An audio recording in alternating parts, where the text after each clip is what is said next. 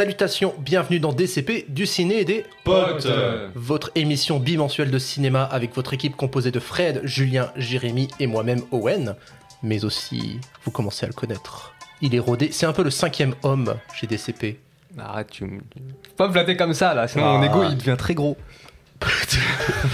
C'est son 3e passage chez nous, c'est Bassem qui vient nous accompagner pour cet épisode. On commence à être rodé chez DCP, on commence la saison avec un récap de l'été, et puis après on arrive en septembre, et qu'est-ce qu'il y a en salle ? Pas grand-chose. Donc là on va innover, on cherche des idées, et au ciné, Fred m'a traîné voir Exit 8, un film à concept japonais, et la Illumination. Faisons un épisode entièrement consacré au principe du film Concept. Alors par contre, vous savez qu'en fait, Exit 8, c'est un jeu vidéo de base. Oui. D'ailleurs, j'ai appris ça aujourd'hui. Oh merde. Et je me suis dit, mais on est con. Pourquoi on n'a pas fait un épisode genre cinéma jeu vidéo comme la On l'a dernière fois déjà fait. Donc oui. Ouais, mais voilà. On varie. On va. Et d'ailleurs, juste pour les besoins de cet épisode, j'y ai joué. Ah. J'ai joué à Exit 8 et Platform 8. Donc il y en a un qui se déroule dans le couloir là, et l'autre qui se déroule dans un métro. Ok, tu nous en parleras après, mais visiblement l'invité a plus fait ses devoirs que tout le monde autour de cette table. Exactement. On commencera donc l'épisode avec une discussion autour du genre du film à concept, donc on va déterminer les contours du genre, les limites aussi. Ensuite on va parler chacun assez brièvement d'un film à concept intéressant selon nous, et on terminera le dossier par la critique d'Exit 8. Il y aura aussi ensuite quelques rattrapages, donc Pris au piège de Darren Aronofsky. C'est tout ce qu'on a en rattrapage. Après moi je suis allé voir en première ligne un film allemand, mais je sais pas quand il est sorti, c'était récemment. C'était fin août. Ah oui, et 21st Exit. Et Escape from the 21st Century. Ce début d'épisode est très laborieux. Exactement. Vous êtes pas prêts là en fait? Si on est prêt. Allez, let's go. Mytho. Le film à concept. Moi, ce que j'ai prévu, c'est 3 petites pistes, 3 pistes de questions un peu pour comprendre notre perception en fait du principe du film à concept. Mais déjà, tu vois, t'as dit le genre, mais en soi, c'est pas un genre. Bah, c'est ça aussi. Je l'ai noté entre guillemets. Parce que pour moi, un genre, ça va induire qu'il y a une forme narrative, il y a des trucs qui vont se répéter, tu vois. Là où le film à concept, c'est une forme visuelle, tout simplement. Visuel ou et narratif? Sonore. Et aussi narrative, on fait plein de trucs. C'est formel. C'est ça, c'est pour ça que c'est pas un genre, parce que normalement, un genre, t'as des codes que tu dois retrouver dans chaque film qui se disent de ce genre-là, alors que les films à concept, ils peuvent être de tous les genres possibles en fait. Donc, mais justement, le film à concept, c'est le film qui va imposer un code qui est entre guillemets original, une règle, et que le mais but, sur un genre déjà existant. Plus ou moins, et le but, ça va être de se tenir à cette règle. Donc ça peut être un film en plan séquence, ça peut être un film en POV. Mais tu vois, là, tu parles de forme visuelle, alors que là, pour moi, un genre cinématographique, c'est pas qu'une forme visuelle, tu vois. Ouais. Les genres, on connaît, l'horreur, le mélodrame, le thriller, le policier, tu vois. Là où, pour moi, un film à concept, oui, ça va être une forme visuelle, et dans certains cas, des petits jeux de narration, effectivement, avec des procédés narratifs, mais c'est pas pour moi un genre. Donc ce serait Ce serait plutôt une forme. Une forme. Ouais. Une forme visuelle ou sonore, ou une forme en tout cas. Donc l'étiquette film à concept, c'est une forme, c'est une étiquette, c'est une Exactement. couche supplémentaire, mais un genre déjà existant. Voilà. Par exemple, moi, j'arrête pas de vous bassiner avec le screen movie, et à chaque fois je dis genre, mais en soi, screen movie n'est pas un genre. C'est un sous-genre. Même pas, c'est aussi une forme visuelle. Ouais. Parce que le screen movie, ça peut être très bien un slasher, ça peut être très bien une comédie avec play, tu vois, donc pour moi, ça reste des formes. Après, c'est un débat sans fin, parce qu'on pourrait dire le road movie. Le road movie, est-ce que c'est un concept ou est-ce que c'est un genre? C'est vrai. Après, le road movie, ça a quand même ses codes. Ça a ses codes, ça a des archétypes, ça a une esthétique et tout. Du coup, on peut considérer le road movie. Mais on pourrait dire que le screen movie, à force d'être utilisé, plus qu'une forme devient un genre à part entière. Oui, bien sûr. Bien sûr. Alors moi, j'avais noté du coup 3 récurrences de films à concept, c'est-à-dire des cadres dans lesquels tu retrouves le plus souvent des films à concept, c'est-à-dire le plus souvent, ça va être dans des films d'action, tu vois, ça peut être un truc comme Hypertension, où c'est Jason Statham qui se réveille et genre s'il a pas une dose d'adrénaline, et ben son cœur va s'arrêter. Speed en soi, est-ce que c'est pas Speed, justement, c'est noté comme film à concept. Ouais, mais genre Hypertension, moi c'est juste le pitch de base qui en fait le concept. C'est pas la mise en scène, c'est juste l'idée de base du film qui fait tout le concept. Mais c'est pas narration. Pour autant. Voilà, c'est ça, mais c'est pas pour autant que dans la mise en scène, je trouve que c'est un film concept non plus, Hypertension. Si, justement, puisque tout le principe, c'est d'avoir un film survitaminé au même titre que son personnage. Ouais, mais j'ai vu des films plus survitaminés alors qu'ils s'en vantent pas, quoi. Du coup, les films de John Woo, c'est tous des films concept, par exemple, parce que c'est aussi hyper cuté, ça va dans tous les sens. C'est plus un style du réel. Ouais, c'est un style de... Là, c'est un auteur, car on peut dire c'est un auteur. Et Speed, c'est un film à concept? En fait, pour moi, on pourrait parler d'un film à concept, absolument, où tu as, comme tu disais, une règle ou une forme, mais qui vraiment trace avec ce qu'on voit habituellement au cinéma. C'est-à-dire que quand tu le vois, tu sais que c'est unique ou que ça obéit à quelque chose qui est pas récurrent dans le monde du cinéma. Donc il suffit pas d'un pitch d'action original pour que ça soit un film à concept. Pour moi, ouais. Moi, c'est vrai que je suis toujours resté sur la forme visuelle. D'accord. J'ai moins regardé Je pense qu'on retient surtout du film à concept, son concept entre guillemets, plus que le reste. D'accord. Deuxième récurrence, film d'horreur. Là-dessus, je pense que vous allez pas me contredire. C'est-à-dire que beaucoup de films d'horreur sont des films à concept. Ouais. Parce que c'est un moteur pour travailler l'horreur. C'est mais ça. oui. Genre The Descent. Bah, du coup, tous les screen movies dont tu me parlais. Destination finale, d'une certaine manière, est un film à concept. Voilà. Avec l'idée de tous les fan footage. Ouais, tous les fan footage. Et dernière récurrence, en général, c'est aussi des premiers films de réalisateurs. Ah, c'est ça, j'avais pas remarqué. T'as des exemples? Tu lui as posé une colle là? Ah, typiquement les premiers films de Nolan, hein, c'est des films à concept. Mais même tout ça là. Bah même le premier, Following. C'est qu'en gros pour toi, les réalisateurs qui commencent par des films qui ont peu de budget, ils vont plus miser sur la conception visuelle du film qu'un film bien poussé et bien produit, quoi. C'est ça? C'est sûr, le manque de budget pousse la créativité. Exact. Ça, je pense à Aronofsky avec Pi, peut-être. Oui. Et là j'en ai un, Canine de Yorgos Lanthimos. C'était pas son premier? Bah si, justement. Non mais pas son premier. Justement, c'était plutôt l'inverse que je voulais faire. C'est pas son premier. Non, c'est pas son premier Canine. Ah zut. Mais après, par contre, il peut rentrer dans le cas du film à concept. Mais après, d'une certaine manière, on aurait pu sortir en notre occurrence le huis clos. Il y a eu tellement de huis clos que pour moi, tu mets un huis clos, c'est pas un film à concept. Ou alors il faut que dans ce huis clos, il y ait vraiment un truc particulier comme. Par exemple, La Corde de Hitchcock. On pourrait dire que, en tout cas, pour son époque, dans les années 40, c'est un film à concept. C'est vrai que ça dépend aussi de l'époque. Ça, c'est intéressant. Après aussi, je pense que les films à concept, c'est des films qui. Pardon, je sais pas, moi ça me fait penser à Alien par exemple. Alien, c'est un film d'horreur qui a été fait dans l'espace. Et à l'époque, il y avait. C'était le premier film d'horreur à être fait dans l'espace. Et après, genre, peut-être c'est un concept au début, mais après, genre, à force, quand il y a d'autres personnes qui font un truc similaire, comme par exemple avec le huis clos, bah, à la fin, ça devient un style à part entière. Et je pense que juste le concept, c'est peut-être quelque chose d'innovant, quelque chose qui a jamais été vu. Puis après, si les gens le reprennent, bah, ça devient un style à part entière. Exactement. Par exemple, tu parlais du fan footage. À l'époque, quand il y a eu le projet Blair Witch, où il y a déjà eu des fan footage avant, que c'était des films à concept. Cannibal Holocaust est un film concept. Et le fan footage est tellement démocratisé que c'est devenu un genre.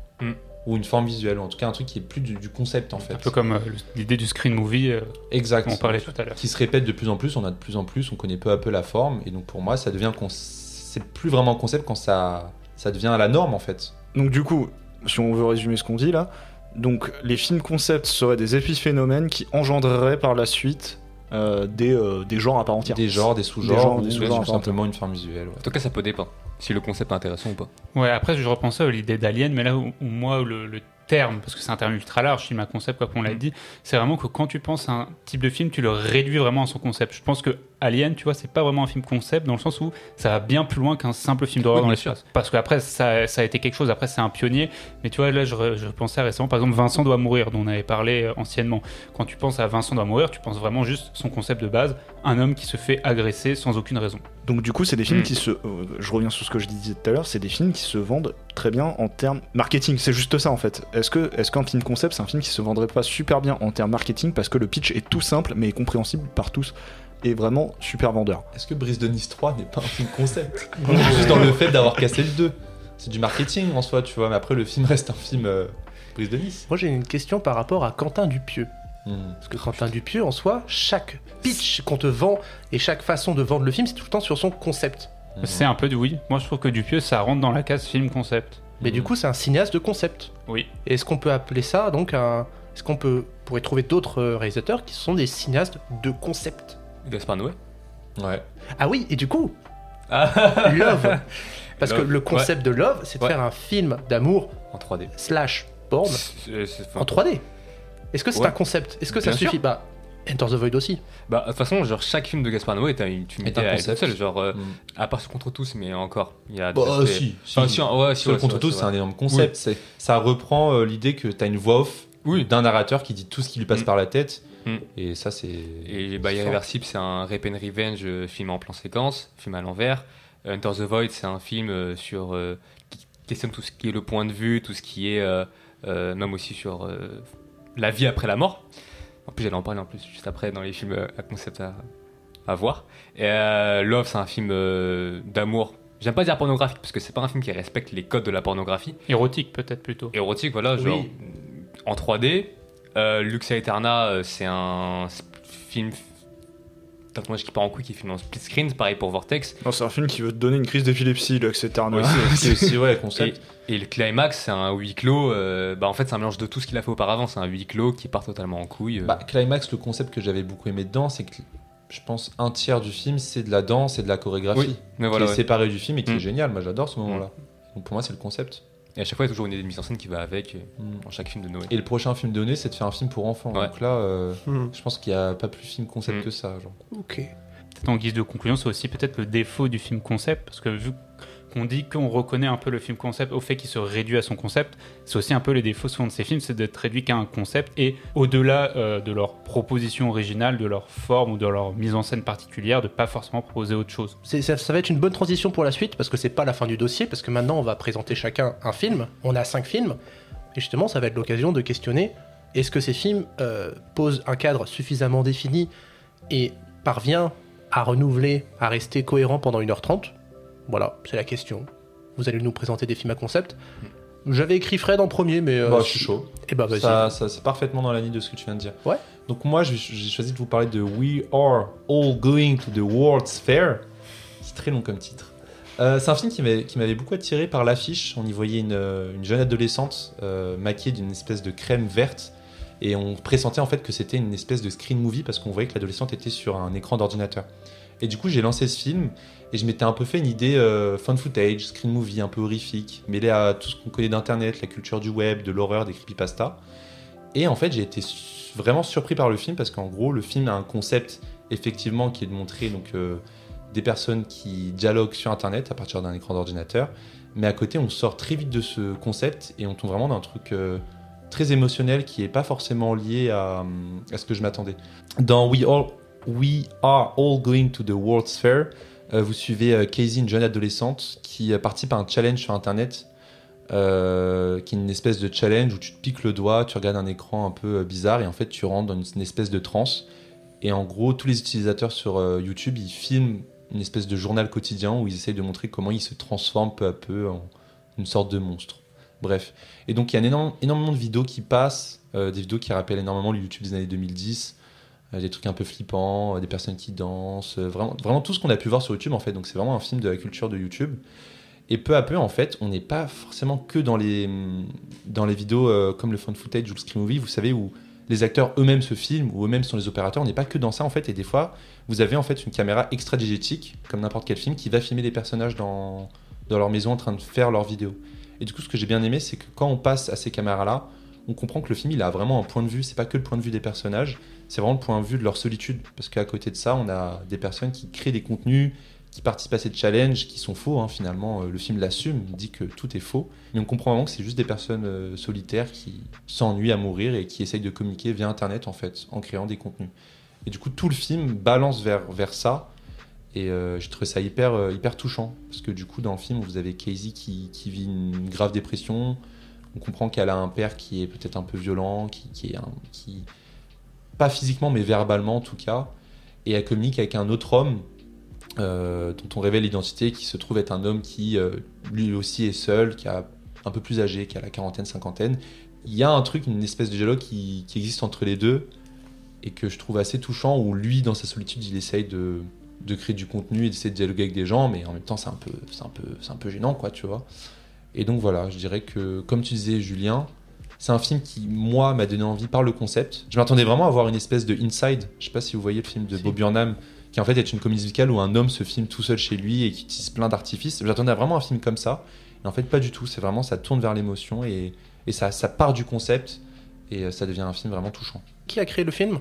Alors j'ai oublié le nom, c'est une réalisatrice qui a réalisé récemment I Saw the TV Glow, qui est un film à 24 qui a pas mal fait parler de lui, qui est déjà toujours dans la même veine en fait, d'écran, de relations entre des personnages avec le numérique, quoi. Donc c'est un film produit par A24, celui-là aussi ? Je crois pas, non. Le premier film qu'elle a fait par A24, c'est le dernier là, I Saw the TV Glow. Ok. Mais avant c'était juste à partir d'une web-série et elle a fait un petit film petit budget, vraiment. C'est peut-être aussi un argument dont on peut parler. Peut-être les films concept, c'est des films justement petit budget qui donnent tout sur la forme parce qu'ils n'ont pas moyen d'accentuer leur mise en scène ailleurs avec l'argent, en fait. Les premiers films de réalisateurs ou plein d'autres trucs. Le nom de la réalisatrice, du coup, c'est Jane Schoenbrunn. Voilà. Ok. Schoenbrunn. Julien, Moi, je vais vous parler de Un jour sans fin d'Harold Ramis. Donc, c'est le concept qui est très connu, qu'on voit beaucoup, c'est le concept de la boucle temporelle. Et je pense qu'Un jour sans fin, c'en est le plus iconique. Genre, c'est assez connu. Et en gros, pour résumer, c'est l'histoire d'un homme qui se réveille et qui vit la même journée en boucle. Et justement, quand on parlait de ce mot de concept, ce qui est intéressant quand tu as la boucle temporelle, c'est de savoir qu'est-ce que peut faire une personne sur la même journée, quel impact ça peut avoir sur son comportement, sur sa vie, et comment le film peut tenir, je crois qu'il dure un peu plus d'1h30, Un jour sans fin, 1h45 peut-être, comment le film peut te tenir 1h45 sur juste une boucle et plein d'événements, plein de personnages que tu vas revoir et revoir sans devenir répétitif. Et je trouve que Un jour sans fin, c'est pas pour rien que c'est le film iconique de ces longs métrages où tu as une boucle temporelle, parce qu'il le réussit parfaitement bien. Donc c'est-à-dire qu'on a le personnage de Bill Murray qui est un journaliste désabusé et cynique qui doit couvrir ce qu'on appelle le jour de la marmotte. Donc c'est une festivité locale aux États-Unis, mais il doit le faire tous les ans, il en a marre, et tu as justement ce personnage très détestable au début, et qui va se retrouver coincé à vivre la pire journée pour lui, c'est-à-dire qu'il doit couvrir en boucle cet événement qu'il déteste faire. Et le long de cette heure et demie, tu vas le voir justement évoluer, changer au fur et à mesure, et tu as quelque chose d'assez philosophique finalement. On a un peu l'impression de revoir ce qu'est le mythe de Sisyphe, c'est-à-dire une fois que une fois que Sisyphe a poussé sa boule en haut, elle retombe, il doit recommencer, et il doit apprendre à être heureux malgré cette souffrance, malgré en fait l'absurdité de l'événement. Et c'est ce que fait le personnage de Bill Murray, c'est-à-dire qu'on va le voir au fur et à mesure arrêter de vouloir sortir de cette boucle, et c'est quand même assez triste, parce qu'en fait tu le vois plusieurs fois tenter de se suicider dans le film, mais il y arrive jamais, puisqu'il revient en boucle la journée, c'est-à-dire qu'il se réveille toujours dans la même chambre d'hôtel. Et en fait, à partir de là, il va faire un truc qui est très purement américain, et qui est vraiment avec l'esprit des films un peu de Capra, que tu retrouves par exemple dans La vie est belle. C'est en fait faire le bonheur et la charité autour de lui. C'est-à-dire qu'il va aider les gens dans la ville, et il va essayer de faire des choses, vu qu'il a un temps illimité, d'apprendre un maximum de choses. C'est-à-dire qu'il va apprendre la sculpture, il va apprendre le piano, puisqu'il a un temps illimité. Et finalement, tu retrouves une grande positivité, et tu retrouves une vraie évolution du personnage tout le long du film, puisque derrière, tu vas avoir toute une histoire d'amour. Et je trouve que le film réussit très bien à tenir sa boucle temporelle, parce qu'il maîtrise très bien le montage. C'est-à-dire qu'en fait, après les premières 20 minutes, tu revois vraiment en boucle les mêmes événements de manière très longue. Le film fait toujours les cuts au bon moment, c'est-à-dire que tu sais quel événement arrive à quel endroit. Donc en fait, le film a juste à cutter, et tu te orientes très très bien dans le film. Et notamment parce que la boucle temporelle est assez longue, c'est une journée. Et ce qui est par exemple l'inverse de Exit 8, dont on parlera après, qui lui a une boucle temporelle très très courte, et qui est un défaut, je trouve. Qui veut prendre la suite? Allez Bassem, fais-toi plaisir. Je vais parler d'un film qui est sorti très récemment, qui s'appelle Tardes de Soledad, ou Après-midi de solitude en français, qui est un film réalisé par Albert Serra, qui est un réalisateur espagnol. Je pense que tout le monde ici autour de cette table sait à quel point j'adore Gaspar Noé, à quel point j'adore Ridley Scott. Albert Serra aussi en fait partie, c'est une de mes fascinations, une de mes obsessions même. Et je trouve que c'est un cinéaste qui... Il y a très peu de cinéastes, je trouve, qui ont réussi à atteindre le palier du sublime, comme je l'appelle. Et lui, c'est un gars qui a réussi à le faire plusieurs fois, et qui est pour moi un des réalisateurs les plus importants du XXIe siècle. Et son dernier film, donc Tardes de Soledad, relate l'histoire d'un toréador qui, en gros, fait des choses de toréador, donc du coup, qui combat des taureaux, etc., etc. Et le film est un film plutôt concept, parce que c'est un film qui... en gros, montre le 1v1 que fait le toréador avec le taureau. Enfin, c'est différents 1v1 qu'il fait au fur et à mesure du film. Donc c'est vraiment genre, il se prépare, il va affronter le taureau, il finit par le buter, il revient chez lui, et ainsi de suite, et ainsi de suite, et ainsi de suite. Moi, ce que j'aime beaucoup chez Albert Serra, c'est que genre, l'une de ses thématiques principales, c'est la vanité. C'est le fait que, enfin, le rapport que l'homme peut avoir avec la mort.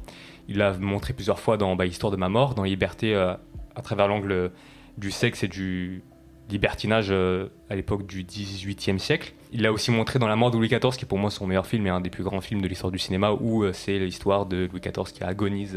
Et il y a vraiment aussi un aspect mystique qu'il y a dans son cinéma que j'adore. Dans Pacifiction, dans son dernier film, il montre que, à travers le découpage et aussi situations un peu décalées, un peu étranges, j'ai réussi à créer du mystique, à créer quelque chose d'étrange et aussi de beau. Et je divague un peu trop du sujet parce que j'ai toujours pas parlé du film. Donc ce qui est intéressant dans Tardes de Soledad, donc je reviens sur le sujet principal, c'est qu'il y a le principe du loop dont tu as parlé Julien dans Un jour sans fin. Et là c'est du coup le fait de voir à chaque fois le toréador combattre un taureau. Et du coup voir ses mimiques, voir comment il fait, voir ses méthodes, etc., voir les réactions du taureau et tout. Et les scènes sont spectaculaires de fou. Genre vraiment c'est des scènes ultra spectaculaires. Et c'est des situations qui sont réelles. C'est-à-dire que genre quand on voit le toréador se faire piétiner par le taureau, c'est réel. Quand on le voit se faire plaquer par le taureau sur le mur, c'est réel. Donc du coup, il y a vraiment cet aspect, donc c'est spectaculaire à travers la mise en scène. En plus, c'est vraiment simple, c'est juste genre, on est du point de vue du spectateur dans l'arène, et on voit juste le mec combattre le taureau, enfin genre tourner autour du taureau et lui planter des épées. Mais c'est tellement bien fait que ça en devient sublime en fait. C'est un spectacle qui est fou. C'est intéressant, c'est-à-dire que dans le film, j'ai l'impression qu'il y a beaucoup... C'est pas beaucoup de gros plans ou... Non, en fait, vraiment, c'est vraiment genre plan-pied.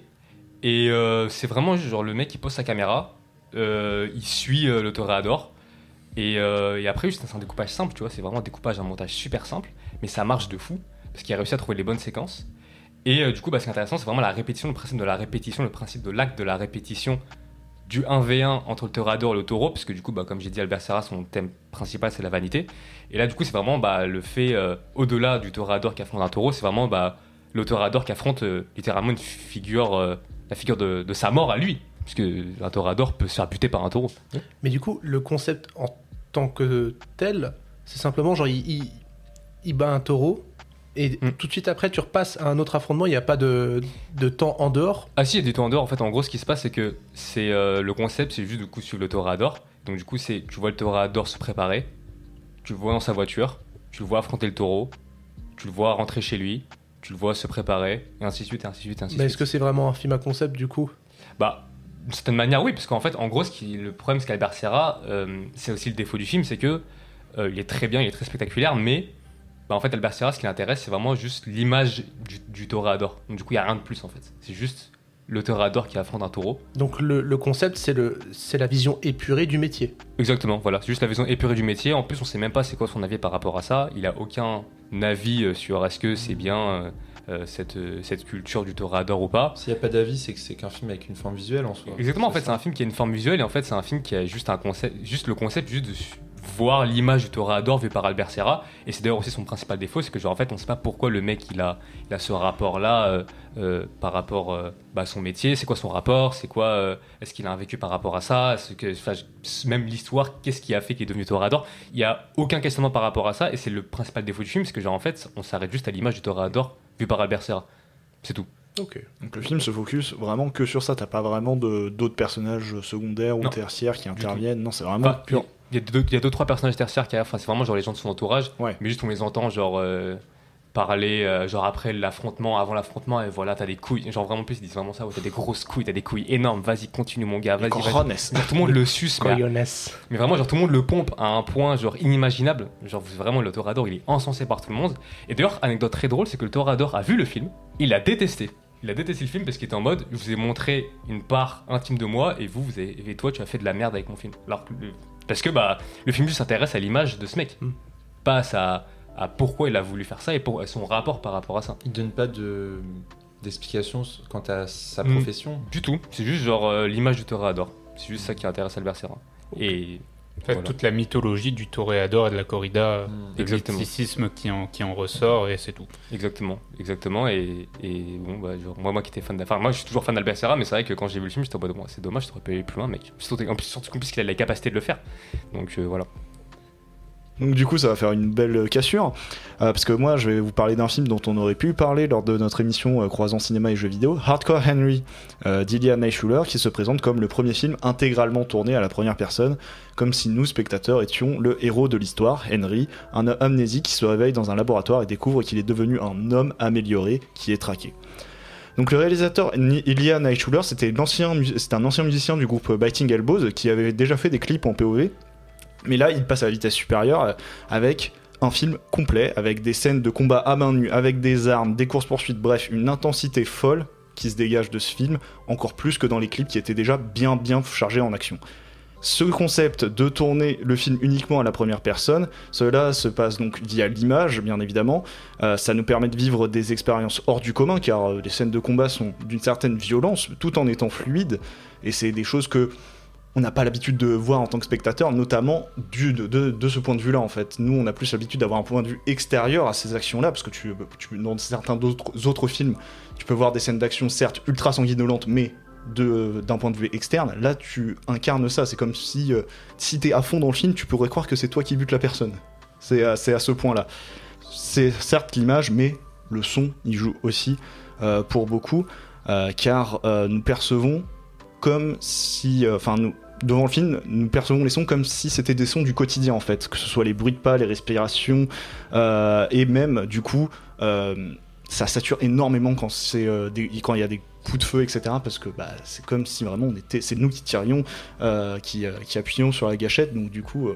Je n'ai pas jamais tiré à l'arme, mais je pense que ça défonce les oreilles. C'est intéressant parce que du coup, des défauts des parasitements sonores sont vus comme un moyen justement d'être encore plus dans le film, quoi. C'est ça, ça permet de l'immersion, c'est ça. Tu disais le son, mais je crois que le terme c'est l'auricularisation. C'est une auricularisation en fait, du personnage principal, qu'on voit pas en fait. Moi je me dis, ce film en VR, ça doit être fun. Ça s'est déjà fait des expériences de films en VR ou... Bon, bien sûr. Ah ouais. Oui. Des courts-métrages, des mais vraiment de films, genre de classiques, c'est ça que je veux dire, de classiques au cinéma qui auraient été passés en VR. Je crois pas. Non, ce serait trop difficile à conceptualiser, je pense. Et alors je disais que j'aurais pu en parler dans l'épisode jeux vidéo, car vu son dispositif / concept, on a des grosses réminiscences d'un Doom ou d'un Call of Duty avec ces avalanches d'ennemis qui semblent ne jamais s'arrêter. Donc un film qui donnerait parfois l'impression d'une cinématique, certes tournée en 24 images par seconde, mais qui s'intégrerait pleinement dans des jeux type shoot 'em up. C'est en cela que le scénario est simple, et c'est un des défauts du film, puisque c'était nécessaire d'avoir une histoire simple afin que le spectateur puisse se concentrer sur l'expérience et pas sur « Attends, il se passe quoi dans le film ? Quels sont les intérêts des personnages, etc. » Non, l'histoire, elle est simple, t'es un personnage traqué, c'est tout. T'essayes de fuir, t'essayes de trouver le mec qui te traque, et puis voilà. Alors, maintenant j'en prends conscience, c'est un inconvénient qu'on trouve dans ton film, qu'on trouve dans le film de Bassem, qu'on va trouver aussi dans mon film, le fait que il faut rendre le scénario le plus simple possible pour que le concept prenne toute la place. Voilà. Et donc, bien sûr, je vais évoquer certains défauts quand même, parce que l'esthétique du film peut décontenancer si on n'est pas habitué, parce que si on n'aime pas les shaky cam où l'image ou l'action est potentiellement parfois dure à analyser, surtout sur un long métrage, c'est pas un film que je recommanderais. Parce que c'est un film où ça explose tout le temps, ça bouge tout le temps, enfin vraiment, ça peut être très gerbatoire pour certaines personnes, je pense. Mais pour ceux que ça tente de se sentir comme un héros d'action, ça peut valoir le coup si vous êtes prêt à outrepasser le fait que vous n'ayez pas une manette en main pour contrôler ce qui se passe à l'écran, parce que comme je dis, ça fait très jeu vidéo, et donc du coup t'as un peu l'impression d'être passif alors que dans le jeu vidéo t'es actif. En plus, c'est ce que j'allais dire, parce que je me suis dit si du coup le film est filmé à la première personne, normalement c'est pas genre contre-productif, genre on ressent peut-être moins l'action parce qu'il y a cette distance qui se crée parce qu'on voit pas le personnage principal. Alors je pense que c'est vraiment un film de salle, tu vois, même si je l'ai pas vu dans ces conditions là, je pense que c'est vraiment un film de salle, parce que là le son est encore amplifié, l'image elle prend l'écran prend toute ta vision en fait. Donc là je pense que t'es pleinement investi dedans, alors que et c'est comme ça que je l'ai vu chez moi sur mon écran d'ordi, je suis pas sûr que l'expérience soit la même. Je suis d'accord avec Bassem sur le fait qu'on a l'impression que dès qu'on fait un film à la première personne, on va encore plus incarner le personnage et le comprendre, alors que c'est l'inverse. Ouais. Vu qu'on le voit pas, on le caractérise pas du tout. Ça crée une distance. Et du coup, ça crée vraiment une distance. On pense qu'à la première personne, ça te rapproche, mais en fait, pas du tout. En fait, ça t'éloigne encore plus, finalement. D'accord. Que ce soit dans la vraie vie ou dans un film, enfin dans un jeu vidéo plutôt, tu décides en fait toi-même où t'observes, et genre ton geste panoramique avec tes yeux. Et en fait, dans un film POV, le geste est forcé, et du coup, t'as l'impression d'être secoué, quoi qu'il arrive.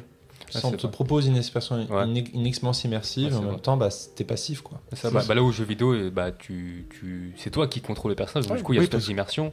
Il y a ce côté actif, avec la manette ou avec le clavier, alors que là, c'est vrai que t'es passif, on t'impose, comme tu disais, des mouvements, et c'est ça, vu que t'es assis, tu fais rien. Ça peut décontenancer aussi, je peux comprendre que ça peut... C'est contradictoire d'avoir un film qui te donne l'impression que tout bouge dans tous les sens, que tu vas toujours être occupé à regarder quelque chose et être investi, alors qu'en fait non, c'est l'inverse. Ça c'est un film, ça se trouve en 4DX ça aurait super bien fonctionné, sauf qu'à l'époque la technologie n'était pas sortie. Et depuis tout à l'heure on en parle aussi, mais c'est le dispositif dans lequel tu regardes le film qui peut-être rend le film concept. Est-ce qu'Avatar 2, Avatar 1, Avatar 2, le fait d'être tourné en 3D comme elle peut être Love, le fait d'avoir créé des caméras qui vont sous l'eau exprès, la technologie commence à être poussée, est-ce que ça devient un film concept ? Avec un scénario quand même très banal. J'ai peur que tu dises des non mais tu vois, est-ce qu'en soi juste voir un film selon le dispositif en vrai, d'une certaine manière, Avatar ça oblige d'une certaine manière à ça, puisque Avatar est vendu surtout sur sa prouesse technique, visuelle, plus que sur son scénario ou son univers. Sur lequel à chaque fois on crache et qui énerve Owen. Et ça tombe bien parce que moi mon film concept c'est pas Avatar. Attends, peut-être que Jérémy n'a pas fini. Non, je disais, moi j'avais juste une petite conclusion, mais ça rejoint un peu le débat qu'on avait au tout début.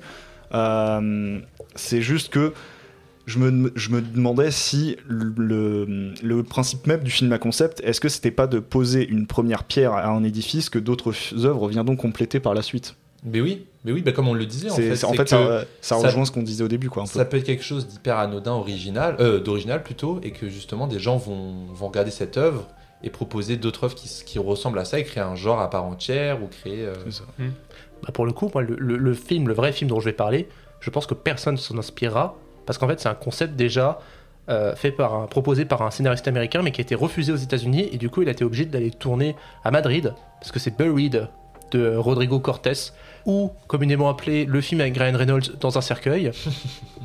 C'est marrant que tu parles de ce film alors que t'es... Oui, j'ai pensé pareil, c'est rigolo. Moi je croyais que t'allais dire Mégalopolis pour le film.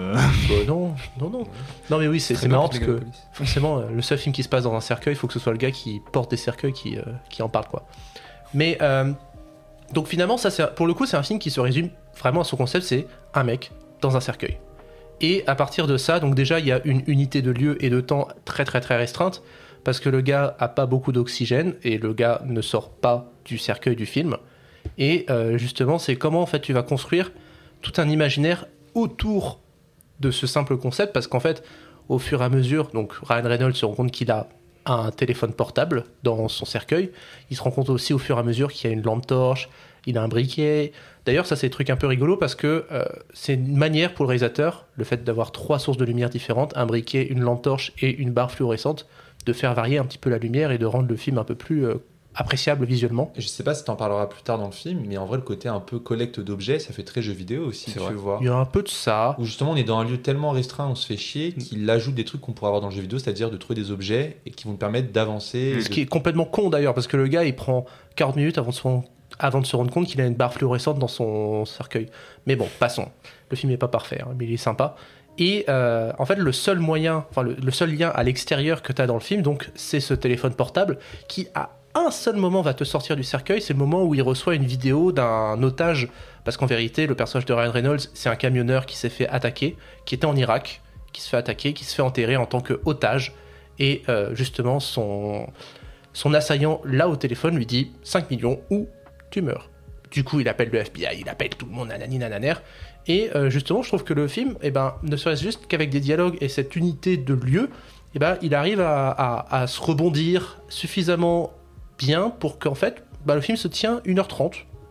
J'avais demandé, c'est pas un peu redondant niveau mise en scène parce que... justement, c'est pour ça qu'il y a un briquet, c'est pour ça qu'il y a une lampe torche, c'est pour ça qu'il y a ça. Pour la lumière. Oui, c'est au niveau de la lumière, ça change, mais au niveau des variations de plans et tout, t'as pas toujours les mêmes plans qui reviennent? Non, justement, c'est... Je me rappelle d'un plan hyper beau, c'était un plan d'ensemble où c'est vraiment que du noir autour et le petit cercueil au milieu. Voilà, ça. Il y a ces moments, par exemple, des fois où effectivement la caméra sort un petit peu du cercueil, c'est-à-dire qu'en fait t'as le cadre du cercueil dans une immensité noire.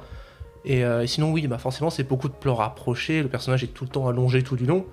Mais non, ça se tient, c'est bien esthétiquement parlant. Et la fin prend aux tripes.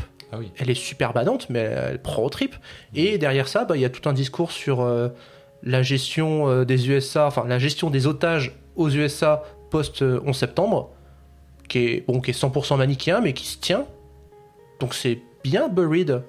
C'est pas exceptionnel, mais je trouve que c'est un concept...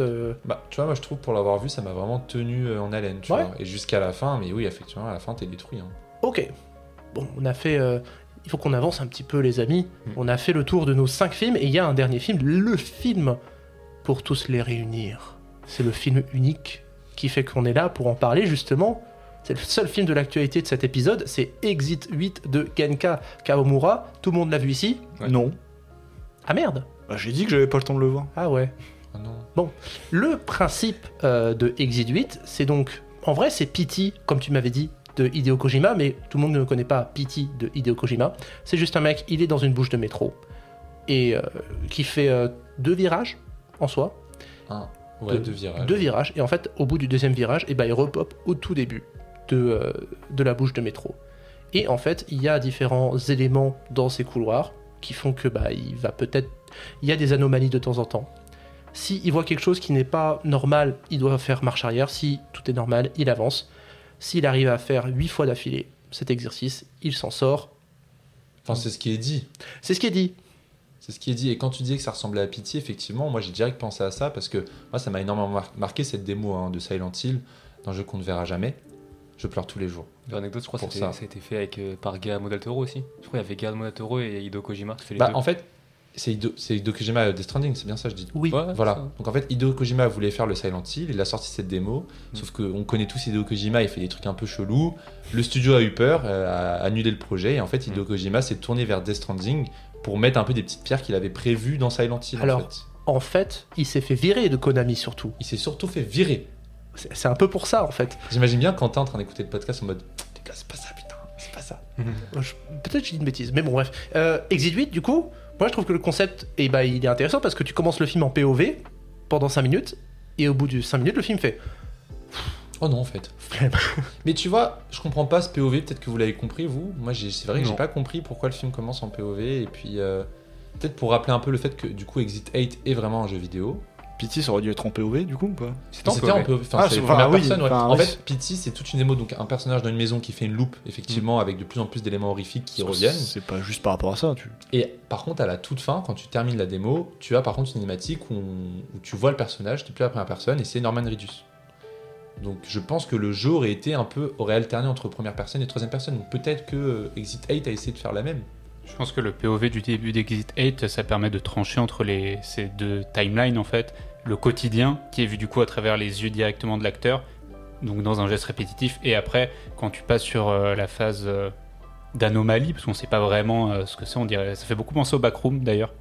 Mais du coup là on a besoin justement de voir le décor, de voir tout, et ça te permet de montrer que son quotidien est interrompu. Voilà. Mais en fait c'est un truc qui aurait fait un très bon court au moyen métrage, mais ça ne se tient absolument pas sur 1h30. Toi je sens que t'as pas du tout aimé. C'est vrai que j'ai pas aimé, c'est qu'en fait je trouve que c'est super intéressant, mais une fois que t'as compris le concept, qui comme on l'a évoqué, ça vient d'un jeu vidéo, je pense qu'en jeu vidéo c'est beaucoup plus fun à faire, parce que tu participes, c'est toi-même qui cherches les anomalies, mais en fait, quand au bout d'un moment, il a fait 3 fois le même virage, que ça fait 30 minutes que tu es au même endroit, tu as compris le principe, et là, je parlais, moi, d'un jour sans fin, mais c'est qu'un jour sans fin, vu que tu es sur une journée entière et sur une ville, tu as beaucoup de possibilités de variation. Là, tu as 2 couloirs, une même temporalité, enfin c'est même pas une journée en fait, t'es sur le même 20 couloir. minutes. Ouais, c'est non, ouais. Oui, parce qu'en gros, à chaque quoi. fois qu'il va passer dans le couloir et checker les anomalies, c'est quoi, ça prend 10 minutes à peu près à l'écran. Ouais. Du coup, au bout d'un moment, c'est très répétitif, et tu sens qu'il y a des séquences qui sont absolument pas nécessaires. Par exemple, on commence le premier chapitre avec notre personnage principal du début du métro, et en fait, il rencontre un homme qui fait partie de ces anomalies-là, qui traverse toujours la voie de métro avec lui, et ensuite on va valser sur cet homme-là, sur le point de vue de cet homme, pour nous expliquer pourquoi il est là. Mais en fait, ça n'apporte absolument rien au film, et même sur les variations que ça pourrait apporter en termes d'anomalies, ça en apporte pas non plus. Moi, j'étais déçu parce que je pensais que le film, du coup, à partir du moment où on suivait vraiment le personnage dans les couloirs, on voyait que c'était des plans qui étaient longs, presque des plans séquences, qui donnaient l'impression qu'on coupait jamais la caméra.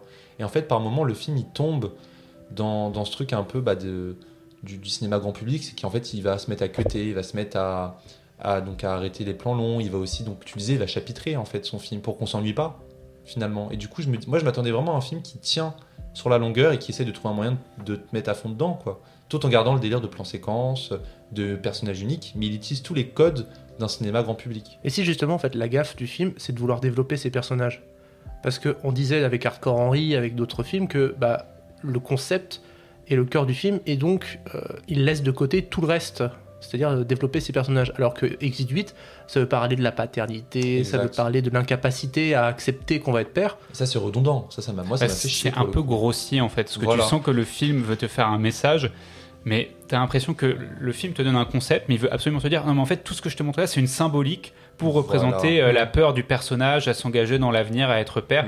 Et on n'a pas besoin. En fait, soit tu fais un film concept où tu te bases que sur où le concept, où tout ton film, tous les procédés cinématographiques sont au service du concept, et ça donne tous les défauts qu'on a pu relever avant, que t'es quand même vite limité. Soit tu arrives à ce que le concept soit au service de ton film, comme Un jour sans fin, et d'autres types de films, je pourrais dire Edge of Tomorrow, mais même beaucoup de films qui utilisent le plan séquence. Je pense par exemple à The Chef, que j'avais apprécié. Voilà, mais sinon là en fait il est entre deux chaises, c'est-à-dire qu'il arrive ni à développer son concept, mais en voulant développer des personnages, il ralentit, il amenuise son concept lui-même. Et Sam en vrai, moi je vais pas vous mentir, j'ai pas grand chose à dire sur le film. Je trouve que comme l'a dit Julien, c'est un film qui aurait pu se résumer en 30 minutes. Même pas, c'est pas tellement... Et je pense que ça aurait été bien, franchement, tu vois un truc de 30 minutes comme ça. Si en plus tu connais pas le jeu vidéo, tu dis c'est assez original, mais voilà, je pense pas que tu avais besoin de faire une heure. Est-ce que ça a beaucoup pris au jeu vidéo, du coup, toi qui as joué au jeu? Alors, je l'ai fini en 30 minutes. Donc voilà, voilà, tu vois déjà. Donc, et après, le jeu, il a vraiment l'amusement... un amusement assez éphémère, genre tu finis le jeu, ça y est. Après dans le jeu ils te disent ouais vas-y si tu veux, tu peux retrouver toutes les anomalies, il y en a 20 encore à trouver, t'as la flemme, t'as fini le jeu, c'est fini pour toi. Et surtout qu'en fait le concept qui pourrait être ludique, c'est-à-dire chercher les anomalies, elles sont pas très intéressantes parce qu'il y a 3 types d'anomalies dans le film. Il y a soit... 3-2, en fait, c'est soit il y a une anomalie qui est vraiment visible, mais vraiment un personnage qui déraille, un personnage qui se met à parler ou une sorte d'entité ou n'importe quel événement, genre du sang qui coule, des murs, tout ça. Donc c'est logique, tu te retournes forcément. Parce qu'en gros, à chaque fois, le concept, c'est qu'il doit prendre le chemin inverse et faire demi-tour. Soit c'est des petites anomalies que tu ne vois absolument pas, et il passe, c'est une poignée de porte qui a changé d'1 millimètre. Du coup, tu ne le vois pas, et il arrive et c'est je recommence à zéro. Donc en fait, soit tu as des anomalies que tu vois pas, soit tu as des anomalies super visibles. Donc en termes de suspense, c'est vrai que c'est pas ouf. Mais c'est vrai que c'est un film, on dirait vraiment un film d'un gars qui vient à peine de sortir d'une école de cinéma et qui a un concept, il se dit je vais faire 1h30. Après, je trouve que, tu vois, en termes de mise en scène, j'ai vu des films bien plus ennuyeux. Il fait quand même un travail de jeu, notamment sur le regard. Je pense à ce panneau, au panneau Exit 8, le fait que quand il retourne sa caméra, tu vois qu'il y a quelque chose qui a changé sur l'arrière du panneau. Il a des petits jeux intéressants, mais ça tient pas 1h30. Mais c'est vrai que je suis d'accord que peut-être l'aspect un peu intéressant dans le truc, c'est... Enfin, intéressant, c'est un grand mot. L'aspect un peu cool du truc, c'est que c'est vrai qu'il y a ce truc où... en fait, l'aspect ludique, tu le retrouves un peu dans le film aussi, parce que tu t'amuses toi aussi à trouver cette différence, à voir ce qui a changé et tout et tout. Mais au début un peu, après ça te casse les couilles, après bien sûr. Mais après, il y a ce principe des plans très longs aussi, parce que les plans durent entre 5 et 10 minutes en général. En fait, chaque session est en soi, parfois, enfin pas tout le temps, mais en soi, l'occasion de faire un plan séquence où le personnage va tourner autour justement des indices. Mais effectivement, il n'y a pas de... Même en matière d'anomalie, tu vois, genre à 2 reprises, par exemple, il va utiliser la technique du gars qui sourit et qui se tient derrière le personnage principal. À 2 reprises, il était là en mode, mais fait... Puis t'as un moment, vraiment une scène très horrifique. Dans le noir ? Ouais, dans le noir, où tu te dis, bon, j'ai vraiment l'impression qu'il a juste piqué des trucs un peu d'internet ou des petits jeux vidéo, où justement, tout le délire des backrooms, mais un peu en caricaturant, quoi, tu vois. Tu te dis, bon, ok. Alors qu'en plus, dans le jeu, il y a 30 anomalies, je crois, plus comme ça. Donc du coup, il avait le choix pour choisir ces anomalies, tu vois. Écoute. Mais c'est vrai que le côté message social, tout le côté de la paternité que le père n'arrive pas à accepter, en fait c'est tellement redondant et du coup à la fin tu te dis super quoi. C'est vraiment ça qui m'a un peu sorti du film. Typiquement le fait qu'il y ait une scène qui se passe en extérieur. Voilà, exactement. Sur la plage. Ouais. Là t'es à un stade où le film, genre pendant 1h20, c'est un film huis clos. Oui. Et à un moment il est là en mode... Alors le plan de la mer il est magnifique hein. Ah oui mais... il est absolument magnifique, mais bon le film il souffle vraiment en mode genre ça commence à me gonfler. Tu vois, c'est comme si Buried, tu vois le film t'es à fond et puis Ryan Reynolds dit je pense à ma femme, à mes enfants, et tu vois une scène dans l'appartement, tu vois, ça marcherait pas en fait. Après il y a eu un peu ça m'a un peu fait penser à 127 heures. Là, ce que vous êtes en train de dire, il y a des moments où genre, je crois qu'il y a des flashbacks où il repense à sa famille et tout et ça passe crème. Dans 127 heures, ces flashbacks ils sont très discrets, ils apparaissent quelques secondes ou c'est vraiment ils sont le fruit d'hallucinations, c'est plus tu vois, et donc en soi ça c'est intéressant. Ouais, donc ça s'intègre mieux quand même. Ça s'intègre un peu mieux dans le délire d'hallucination, c'est peut-être vu au présent et pas comme un truc où il se rappelle du passé. Enfin, je sais pas comment expliquer. Mais... Je vous propose de conclure peut-être prochainement sur Exit 8 les gars, parce qu'on a encore pas mal de choses à faire. Ouais, non, mais en résumé, c'est un film qui sait pas où se tenir entre le film concept et le film très narratif, abusif sur un message un peu trop redondant. Moi, je trouve ça ludique quand même. Oui, le côté un peu ludique, c'est vrai. Comme t'as dit, Bassem, c'est qu'on s'amuse un peu à regarder les petits indices par-ci par-là, mais à regarder ça sur Canal+ le soir, je trouve ça un peu rigolo. C'est vrai que ça me restera pas à la fin de l'année, c'est tout. Je suis d'accord. Eh ben très bien messieurs. Eh ben écoute, on va faire 2 rattrapages donc. Plus rapide si possible, les gars. Oh oui, de toute façon, j'ai pas grand chose à dire sur Coast Stealing. Et bah, allez, pris au piège de Darren Aronofsky. Vas-y, commence. Je suis content, il a arrêté de faire des symboliques à outrance, donc voilà. C'est vrai que j'ai pas vu tous ces films, mais je crois que c'est l'un des seuls qui a pas la patte auteur, en fait, auteuriale qu'a pu avoir Aronofsky dans tous ses films. Ouais, c'est juste là, j'ai l'impression qu'il s'est libéré, il a dit vas-y, j'ai envie de faire juste un film cool. Enfin, je crois que le seul truc qui est lié à lui, c'est qu'il tourne, ça se passe où, à New York? Oui, ça se passe à New York. C'est à New York, dans une époque et un quartier où lui-même a vécu quand il était jeune. C'est un peu le truc un peu biographique, mais c'est tout. À part ça, en fait, c'est juste un film popcorn. C'est ça. Très marrant, qui se tient, avec un personnage qui lui arrive que des crasses qui se répètent inlassablement. On a un peu de la peine pour Austin Butler dans le film. C'est des acteurs qui sont parfaits. Moi, j'adore. Comment il s'appelle? Matt Smith. Ouais, voilà, Matt Smith, Zoe Kravitz. C'est bien violent, c'est drôle. Je trouve que je me suis bien marré quelques fois quand même. Enfin non, c'est Darren Aronofsky qui se fait plaisir. Je sais pas ce qui lui est passé par la tête, mais ça fait plaisir. C'est marrant parce qu'un temps Aronofsky il fallait attendre 5-6 ans pour un film, et là The Whale c'était il y a 3 ans, Mother c'était 2000. Ouais, c'est peut-être même pour lui-même, ça se trouve c'était un film, il s'est dit vas-y, je m'écarte un peu de tout ce que je fais habituellement. Ça, je faudrait voir peut-être que c'est un film, une commande, ou je sais pas du tout, parce que c'est vrai qu'il y a vraiment ça. J'ai pas vu des récurrences un peu de son cinéma dans la mise en scène ou... J'avoue que j'ai pas regardé les interviews pour savoir quel était son attrait pour ce projet-là, mais c'est vraiment scénario original ou je crois que c'est adapté d'un truc. Non, il me semble que c'est adapté. Ah bah oui, il me semble que c'est adapté d'un roman, je crois. Ouais. Il a juste pris un roman qu'il a adoré, il l'a adapté, il s'est amusé. Et puis, c'est très drôle, très très cool à suivre. Le générique est assez marrant. Voilà, vraiment. Non, c'est vrai, le générique est très drôle. C'est génial parce que vous passez 3 minutes à dire ouais, le film, il est sympa, ouais, faut pas grand chose à dire. Mais le générique, par contre. C'est vrai que ça m'a plus marqué le générique. Et le chat, il est trop beau. Oui, j'ai vu. Ok, vous m'avez accroché. Chat, générique. Il y a vraiment un truc en 2025. J'ai l'impression que tous les films utilisent le chat comme.